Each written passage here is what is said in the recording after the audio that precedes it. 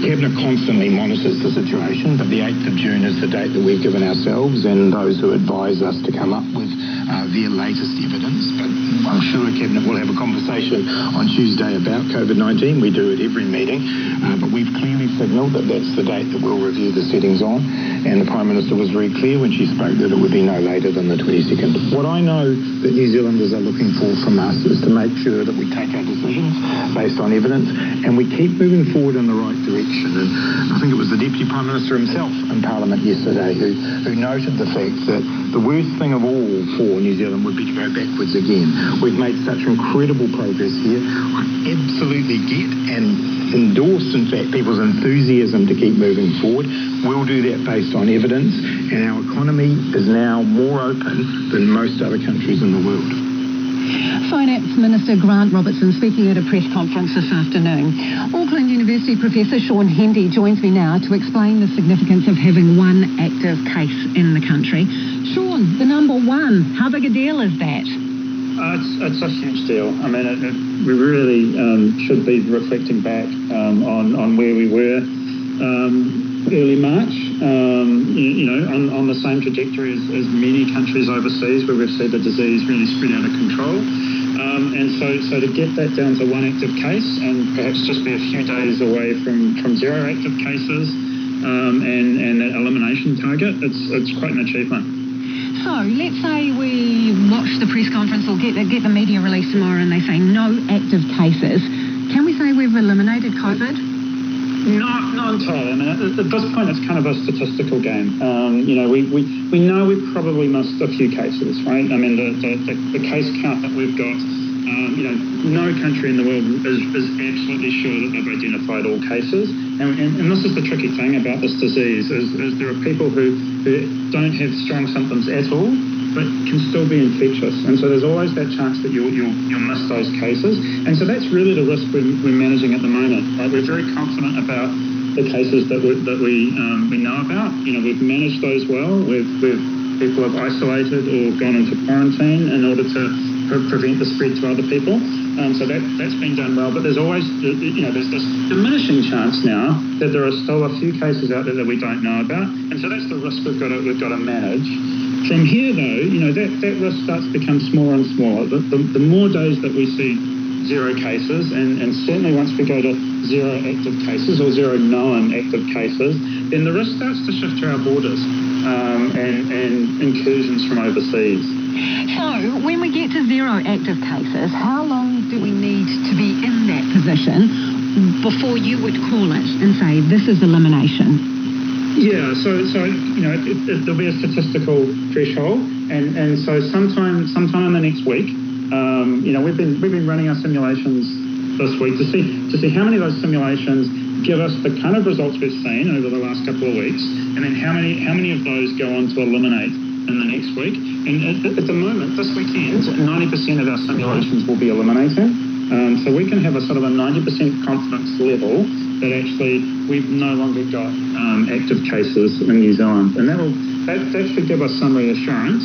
I mean, there's good news. We went to level 3 and we didn't see an uptick in cases. We've been in level 2 now for a while, and we haven't seen that uptick in cases.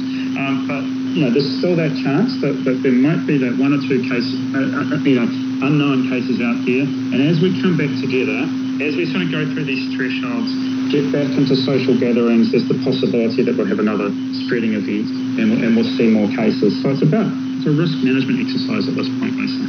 So in terms of your modelling then, could you put a percentage on what number of cases you think are undetected? Is there any way of estimating that? Yeah, I mean, there's sort of big error bars around this at the moment, but we're talking about a handful of unknown cases at this point, and maybe zero. I mean, and that's what our simulations are telling us, that we're very close to that zero number. So I think people, we've still got to be cautious because there's still that chance of border incursion over the next months as we do start to relax borders. So we've got to maintain our caution, but we can get back to something like life was back in February over the next few weeks. Okay, so if you say about now we could be confident 90% there, we're 90% there, what does that number have to be where we should be opening up a trans-Tasman bubble then, given alongside that number you're saying, well, the borders are the biggest risk? Yeah, so I don't think there's it's very hard to express that in purely in numbers, right? It's going to come down to a judgment call. There are a lot of things in place now to protect us against a further outbreak. There's our contact tracing system, there's our testing regime, and then there's the kind of controls we have at the border.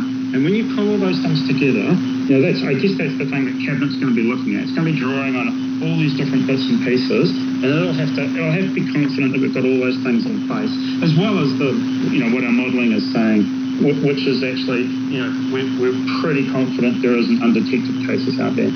Okay, so this is your area of expertise, modelling, and I know you have looked at the scenario of a bubble.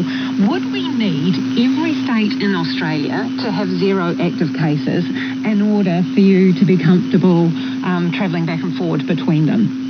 No, that's not necessarily the case. I mean, we could, and it will depend on how we do surveillance at the border. I mean, New Zealand, we do this in biosecurity all the time, right? We manage the risk of introduction of pest species or pathogens at our borders, and so it's a similar situation. We're going to find ourselves in a very similar situation to the way we manage biosecurity, where it's about risk.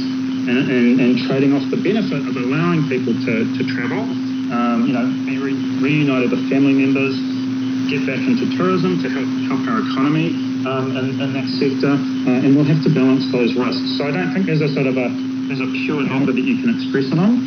Obviously, places that start achieving numbers that are similar to ours, they should be higher on our list, and we can engage with them much more openly.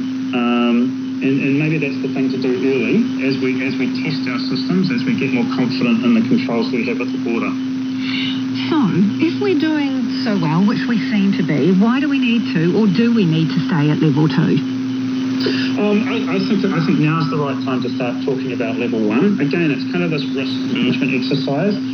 What's going to be happening now on level 2 is we're going to be having those large gatherings again. Those large gatherings are, not only risky because it's the opportunity to spread the disease amongst many people, but they're also sort of events that challenge our contact traces.